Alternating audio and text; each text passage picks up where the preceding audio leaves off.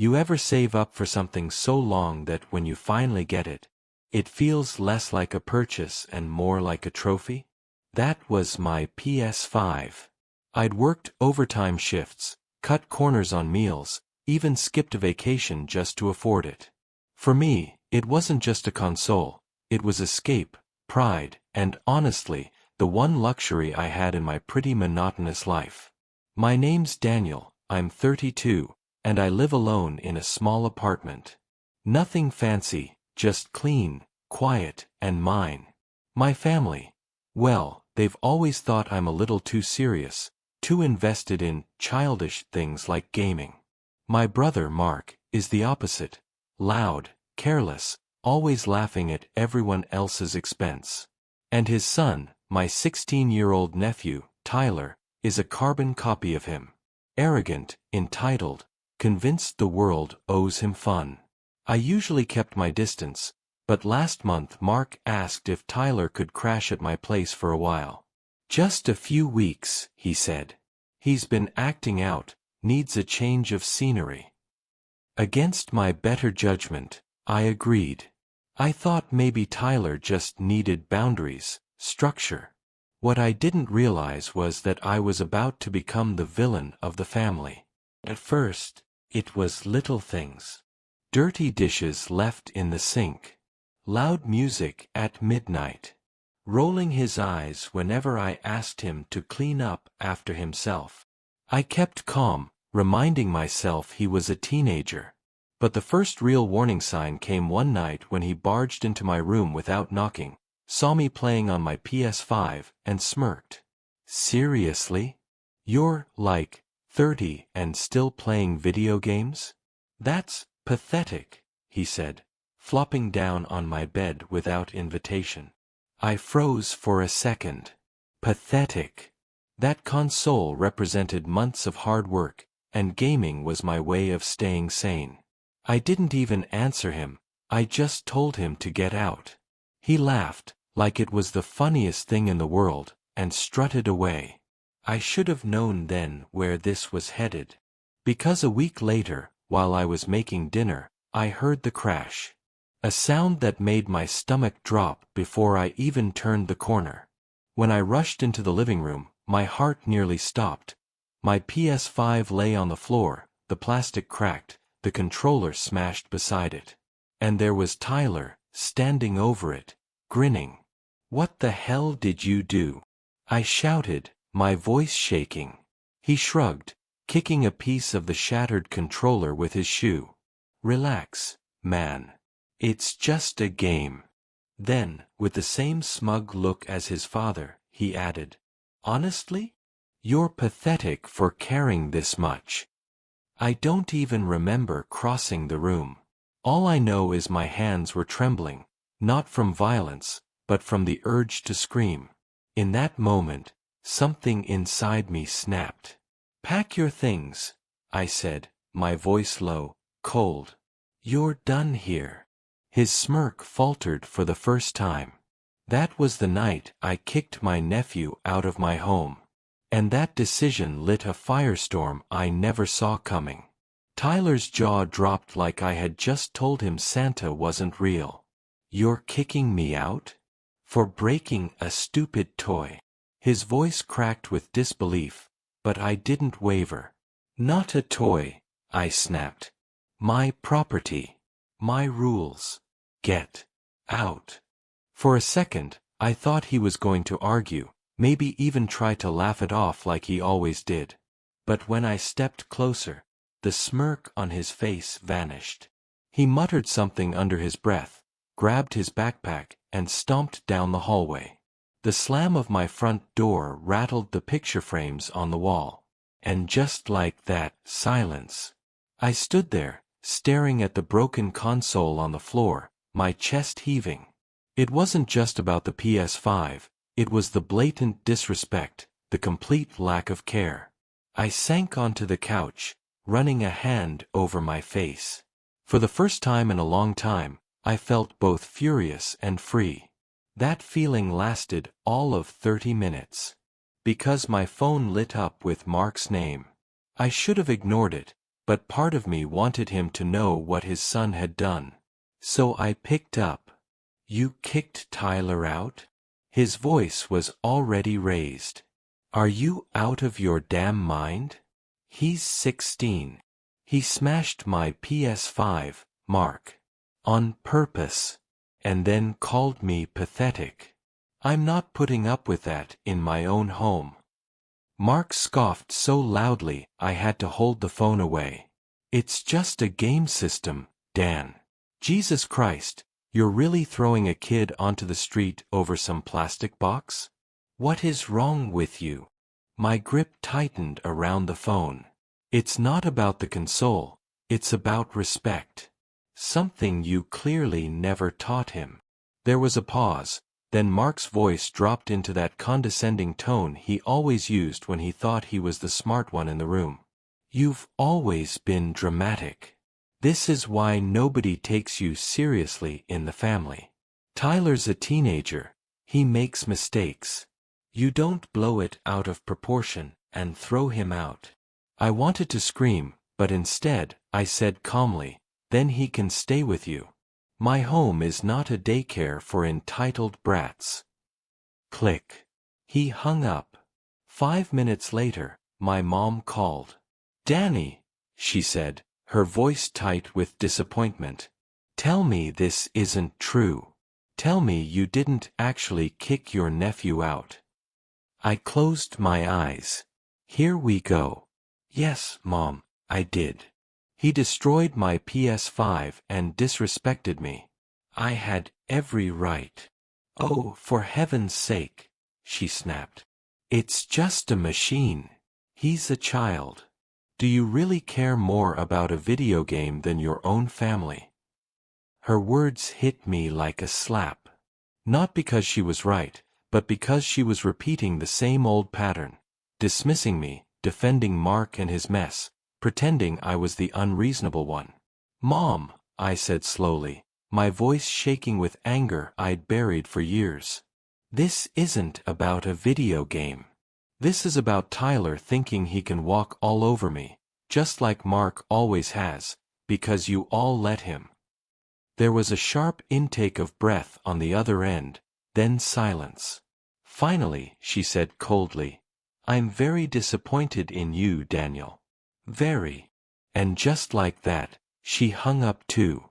I stared at my phone, the room spinning. I knew what was coming next.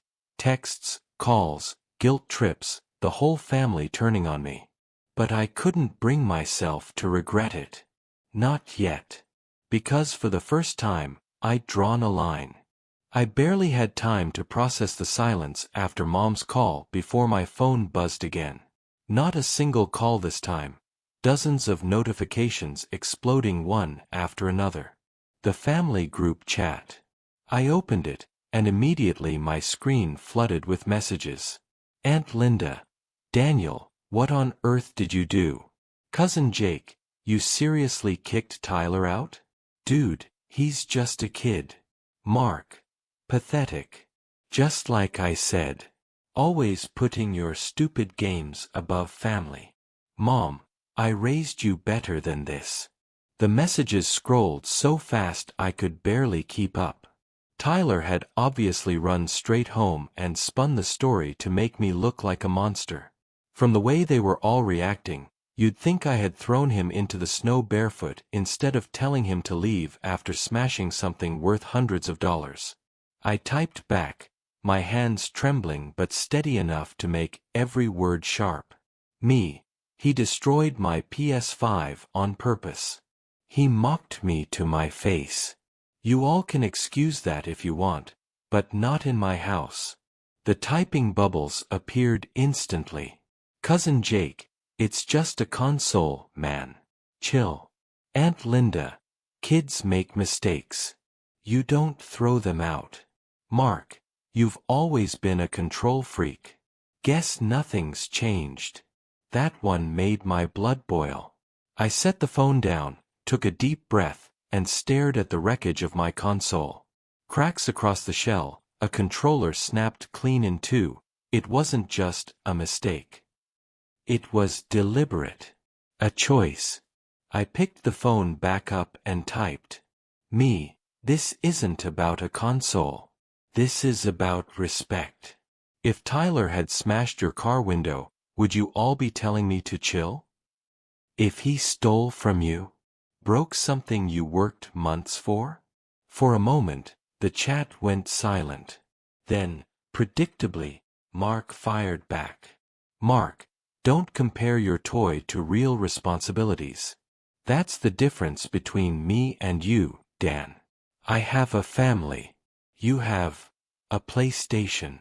That stung more than I wanted to admit. Not because it was true, but because it was the same jab he'd been throwing my way for years. He had the family life, the kids, the chaos. I was the single uncle with too much time on his hands. But tonight, I wasn't going to swallow it. Me, you're right, Mark. You have a family. And instead of teaching your son accountability, you dump him on me and expect me to clean up your mess. Well, not anymore. Not my kid. Not my problem. The chat exploded again, angry emojis, half-baked defenses, my mom typing paragraphs about blood being thicker than water. I stared at the screen until the words blurred. Finally, I muted the group and tossed the phone aside. For the first time all evening, the apartment was quiet. Just me, the broken console, and the faint hum of the fridge. And in that silence, a thought began to creep in. Had I just cut myself off from the entire family? I thought muting the chat would buy me some peace, but I underestimated just how fast my family could mobilize when they smelled drama. The knock came less than an hour later.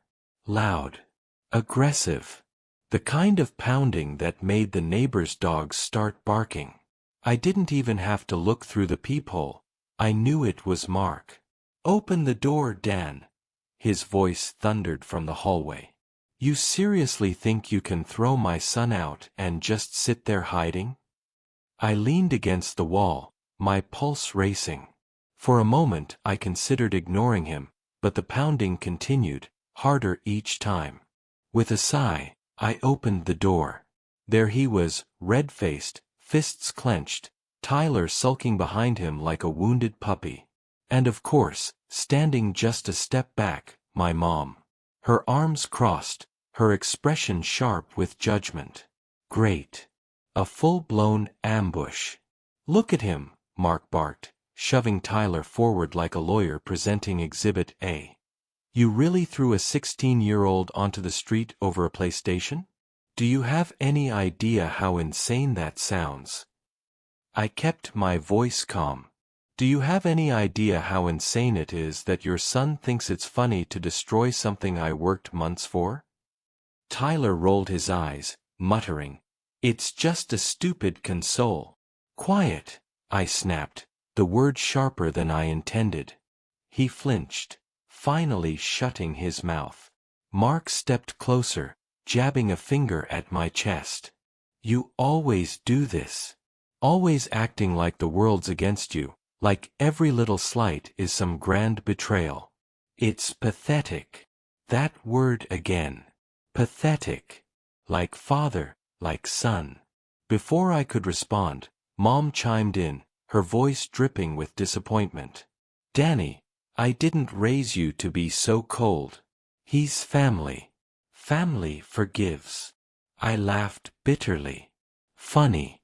Family never seems to forgive me. When Mark screws up, it's boys will be boys. When Tyler acts out, it's kids make mistakes. But when I finally stand up for myself, suddenly I'm heartless, cold, the villain. The hallway went silent. Mark's jaw tightened. So what, you want an apology? You want my kid to bow down and kiss your feet because he broke your toy? No, I said evenly. I want him to understand that actions have consequences. Something you never learned, and now he hasn't either. Mark laughed, a short, ugly sound. You know what, Dan? Maybe Mom's right. Maybe you don't get it because you'll never have kids.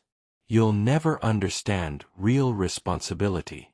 So go ahead, cling to your PlayStation. It's all you've got." That one landed like a punch. I felt heat rise in my face, but I didn't let him see me flinch. Instead, I stepped back into my apartment and pointed toward the hallway. "You've made your point. Now leave. Both of you. All of you." Mark looked ready to explode, but Mom laid a hand on his arm. Her eyes met mine, and for the briefest moment I thought I saw something. Fear? Sadness. But then she shook her head, turned on her heel, and walked away. Mark muttered something under his breath, grabbed Tyler by the shoulder, and stormed off after her. The door shut with a heavy finality, leaving me alone in the echo of their footsteps. I leaned against the wall, exhaling shakily. For the first time, I realized this wasn't just about Tyler or the PS5 anymore. This was about every moment my family had made me feel small. Every time they'd dismissed me. Every time I'd been shoved to the sidelines. And maybe, just maybe, this was the moment I finally stopped taking it. The next morning, my phone buzzed non-stop again. Only this time, it wasn't just the family group chat, it was cousins, uncles, even my grandmother texting me individually. Word had spread like wildfire, and of course, the version they heard wasn't the truth. Daniel kicked a child out over a toy. Daniel cares more about a PlayStation than family. Daniel's unstable, he snapped. I scrolled through the messages, each one making my chest tighten. I wasn't surprised. Mark had always been the golden boy. Charming, funny, quick to spin a story. And now his kid was the poor victim, while I was painted as the unhinged uncle who couldn't handle a teenager. By noon, even my grandmother called. "Danny," she sighed, her voice heavy with disappointment. "You've always been so serious, but this? Throwing a boy out? Over a machine? What would your father think?" I closed my eyes, pressing my fingers to my temple. "Grandma, it's not about the console. He destroyed something I worked hard for," and laughed in my face. Then he called me pathetic. "I'm not tolerating that in my home." She didn't argue, but I heard the silence of someone who'd already decided I was wrong. That night, I got a text from my cousin Leah, one of the few people in the family who'd ever actually listened to me. "Leah, I don't know the full story, but I believe you. Want to talk?" For the first time that week, my shoulders eased a little. I called her, and when she picked up, her voice was warm, steady. "Okay," she said. "Tell me everything. Not the version floating around. Your version." I laid it out, how Tyler had barged into my room, mocked me, smashed the console, laughed, and called me pathetic. How I'd reached a breaking point and told him to leave. How the family had shown up, ambushed me, and twisted it all to make me the monster. Leah didn't interrupt. When I finished, there was a pause, then she said quietly, "So basically, you set a boundary. And they're mad because you finally stopped letting them walk over you." Her words hit me harder than I expected. "That's exactly it," I whispered. She sighed. "Honestly, good for you. I know it feels like the whole family's against you right now, but that doesn't mean you're wrong. Sometimes being right means being alone for a while." I thanked her, but when we hung up, the quiet of my apartment felt heavier than before. Because she was right. The whole family had chosen their side. And it wasn't mine. Later that night, as I was cleaning up the shattered pieces of my PS5, a notification popped up on my phone, a Facebook post from Mark. My stomach dropped when I read it. Imagine being so bitter and lonely that you kick out your own nephew over a toy. Some people will never know what it means to be family. Sad. Hundreds of likes. Dozens of comments. Most from relatives, nodding along, agreeing, calling me selfish. And just like that, it wasn't just private family drama anymore. It was public. I put the phone down, my heart pounding. If they wanted a war, maybe it was time I stopped playing defense. I stared at Mark's post until my vision blurred. My thumb hovered over the screen, itching to type something, anything, but for once, I stopped myself. If I rushed in with rage, they'd twist it, call me unstable. I needed to be careful. So I waited. Watched the comments roll in. Relatives shaking their heads, old neighbors chiming in with, "That's a shame," and "Poor Tyler." Even people I barely knew were weighing in. And through it all, Mark kept replying, painting himself as the patient father and me as the bitter recluse. Finally, I took a deep breath and began typing. My post. Funny how quick people are to judge without the full story. Tyler didn't just accidentally break my PS5. He picked it up, slammed it, and laughed in my face. Then he called me pathetic. I didn't throw him into the street. I told him to go home to the parents who never taught him respect. If standing up for myself makes me the villain, then so be it. I hit post before I could second-guess myself. The reaction was immediate. Some relatives doubled down, calling me dramatic, selfish, heartless.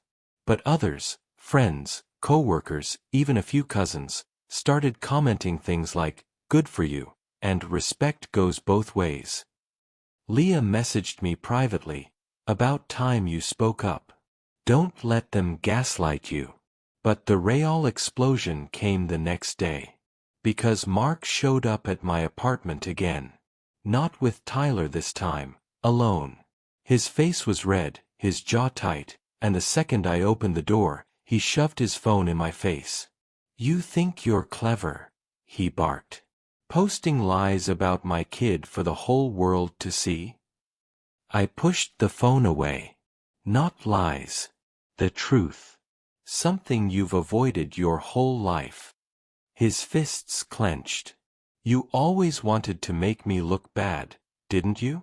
Jealous your big brother had a family, had people who actually cared about him. And you've got nothing but a damn console." That word again. Console. Like my entire life could be reduced to one object. I stepped closer, my voice low, steady. "You know what, Mark? Maybe I'd have more if I hadn't spent my whole life cleaning up after your messes. Covering for you. Biting my tongue every time Mom and Dad held you up as the golden child while I got nothing but scraps.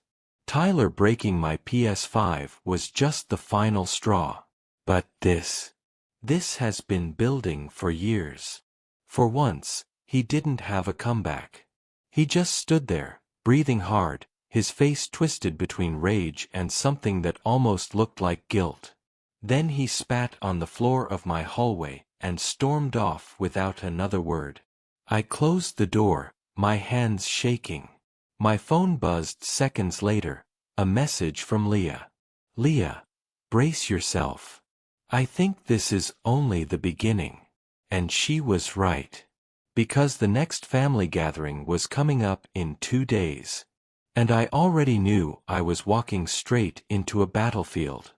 2 days later, I drove to my parents' house with a knot in my stomach. It was my mom's birthday, and skipping it would have been a declaration of war. Still, walking into that house felt less like visiting family and more like entering enemy territory. The second I stepped through the door, the tension hit me like a wall. Conversations hushed, eyes turned. Mark was already there, lounging on the couch with Tyler beside him, both smirking like they'd already won. "Look who decided to show up," Mark said loudly, raising his glass. "Careful, everyone.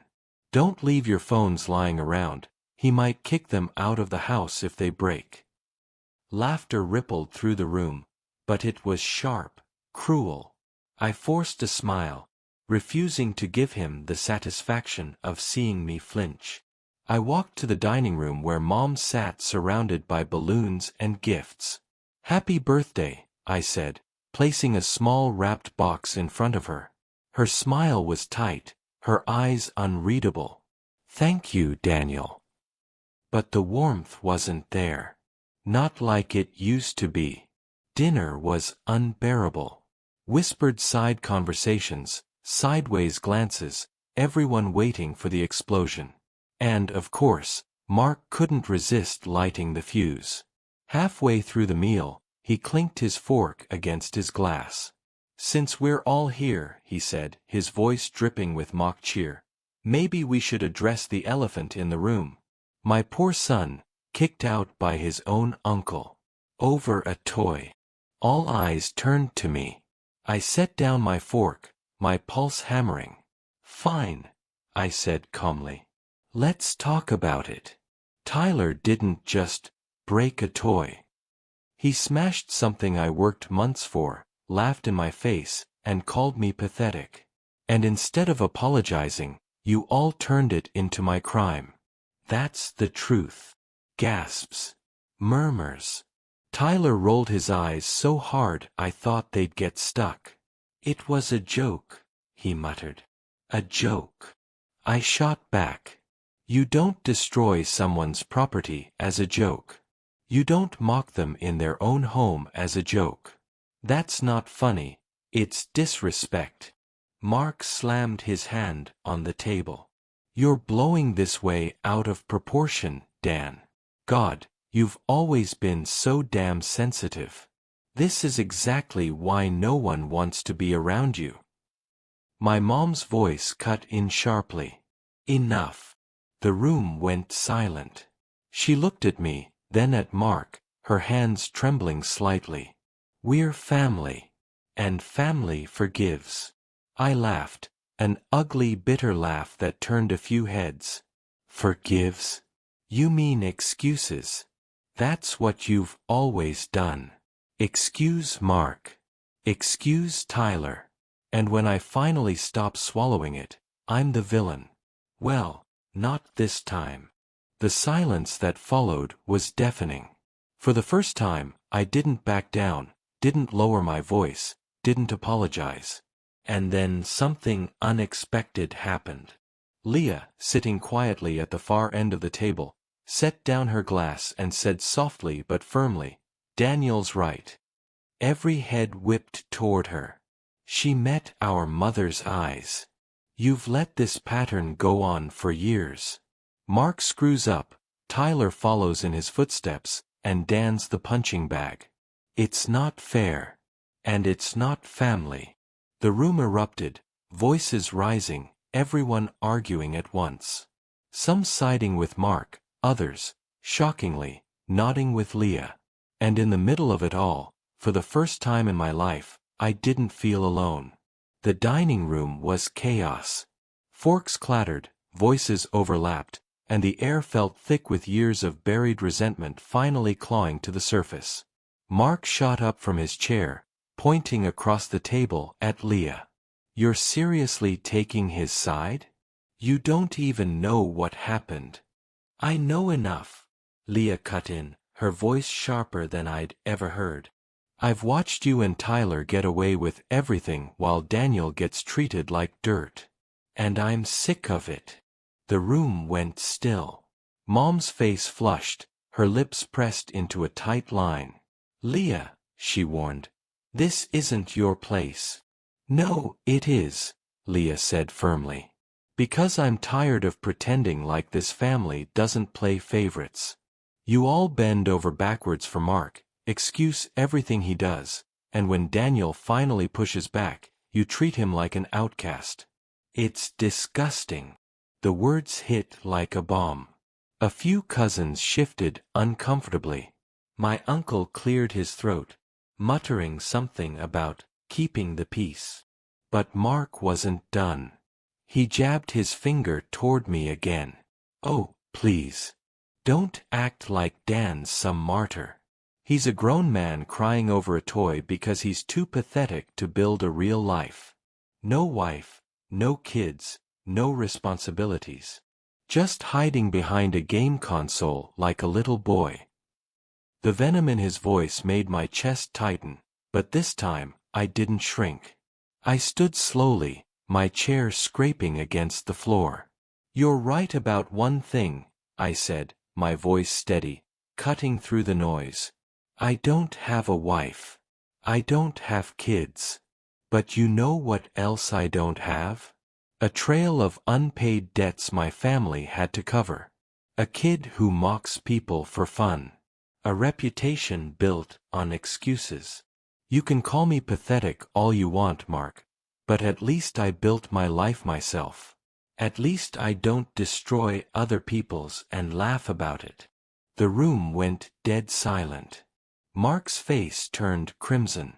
For once, he didn't have a comeback. Then Mom stood, her chair trembling behind her. "Enough. Both of you." She glared at me, her voice shaking. "Daniel, I don't know what's gotten into you, but you will not stand here and tear this family apart." I laughed bitterly. "I'm not tearing it apart, Mom. I'm just refusing to play the role you all shoved me into. The doormat. The scapegoat. The one who pays, who stays quiet, who smiles through every insult. Not anymore." Her lips parted, like she wanted to respond, but no words came out. And that's when Tyler, who'd been sitting in sullen silence until now, muttered under his breath, just loud enough for everyone to hear. "Still pathetic." The words echoed in the stunned quiet. I turned to him, my chest burning. "You think I'm pathetic? Look around, Tyler. This is what your father built for you.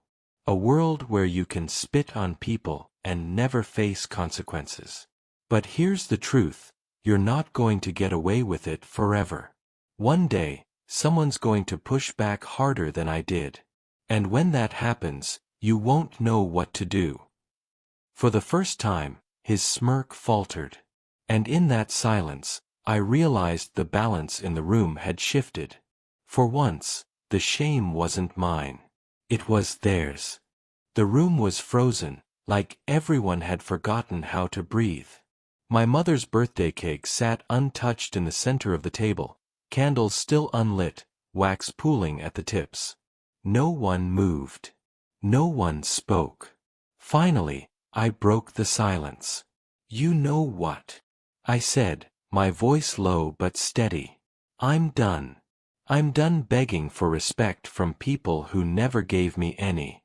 I came here tonight because it's Mom's birthday, but clearly, this isn't a celebration. It's another trial. And I'm not putting myself on the stand anymore." I grabbed my jacket off the back of my chair. Mark muttered something under his breath, but I didn't stop. I slung the jacket over my shoulder and walked toward the door. "Daniel, wait." Mom's voice cracked behind me. "Don't leave like this." I turned back slowly. Everyone was staring, some angry, some guilty, some just stunned. And I realized I finally had their full attention. So I said the one thing I'd been holding in for years. "You all think I'm pathetic because I don't have what Mark has. A wife. Kids. A noisy house. But maybe, just maybe, I chose differently because I watched what this family does to people. How you break them down, excuse the golden child's mistakes, and call it love. I'd rather be alone than trapped in that cycle. At least alone, I get to keep my self-respect." The words landed like thunder. Mark's face darkened, his fists clenched, but he stayed seated. Mom's eyes welled with tears, though whether from sadness or anger, I couldn't tell. Tyler looked away, chewing his lip, his smirk finally gone. I put my hand on the doorknob. "I'm not the one tearing this family apart," I said softly. "I'm just the first one to stop pretending." Then I walked out. The night air hit me like a wave, cool, sharp, freeing. I heard voices rising inside, the storm continuing without me. For the first time in years, I felt light. When I reached my car, my phone buzzed. A single text from Leah. Leah, proud of you. Don't look back. I stared at the screen, a small smile tugging at my lips. Maybe I wasn't as alone as I thought. Still, as I sat in the driver's seat, I couldn't shake the thought, had I just lost my family for good? Or had I finally found myself? I didn't sleep much that night. I kept replaying every word from the dinner, every glare, every silence. My whole life, I'd craved their approval like air. But as the hours ticked by in the quiet of my apartment, something shifted. For the first time, I didn't feel like I was the one in the wrong. The next morning, I woke up to dozens of missed calls and messages. Some scathing, Mark calling me a bitter loser again, Mom begging me to fix things before it's too late. But sprinkled in between were the ones that mattered. Uncle Rob, honestly? You did the right thing. Wish I'd had the guts to say it years ago. Cousin Sarah, Mark's been out of control for years. I'm glad someone finally called him out. Leah, ignore the noise. You showed them who you are. That's strength. I stared at those words until my chest ached. For so long, I thought I was invisible in this family. Just the quiet one, the background extra in their chaos. But maybe I hadn't been invisible. Maybe they'd always seen me. They just chose to overlook me because it was easier than facing the truth. That evening, I sat on the couch staring at the broken remains of my PS5, still lying in a box by the door. It should have hurt more to look at it, but instead, it almost felt like a symbol. The console was wrecked, yes. But it was just plastic, wires, and circuits. What mattered was that I hadn't let them wreck me. I pulled out my phone and started typing, not in the family group chat, not as some bitter clapback on Facebook, just a message to myself. Respect isn't something you beg for. It's something you demand by refusing to accept less. I saved it, shut off my phone, and sat back. For the first time in a long time, the silence didn't feel heavy. It felt peaceful. And as I stared out the window at the city lights, I realized something simple but life-changing. If standing up for myself meant losing my family, then maybe they were never really my family to begin with. Because family doesn't call you pathetic. Family doesn't laugh while you're disrespected. Family doesn't make you the villain for drawing a line. No, family supports you. Family listens. Family treats you with love. And maybe, just maybe, I was finally free to find the kind of family that did.